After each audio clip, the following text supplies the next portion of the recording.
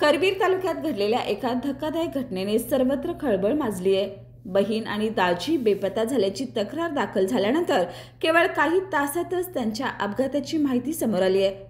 परतीच्या प्रवासात वाघोबावाडी घाटातून जात असताना इको कारचं नियंत्रण सुटलं आणि ती थेट 100 फूट खोल दरीत कोसळली आहे। या भीषण अपघातात दत्तात्रय रघुनाथ पवार वय वर्ष 32 आणि त्यांची पत्नी अश्विनी दत्तात्रय पवार वय वर्ष 28 दोघे राहणार प्रगती कॉलनी पाचगाव गंभीर जखमी झालेत। स्थानिक नागरिकांनी तातडीने मदतकार्य हाती घेत दोघांनाही कारमधून बाहेर काढलं आणि 108 ॲम्ब्युलन्सच्या मदतीने CPR रुग्णालयात दाखल करण्यात आले। विशेष म्हणजे या घटनेच्या काही तास आधीच अश्विनी यांच्या भावाने अतुल कृष्णा शिंदे राहणार कराड यांनी पोलिसांकडे आपली बहीण आणि दाजी बेपत्ता असल्याची तक्रार नोंदवली होती।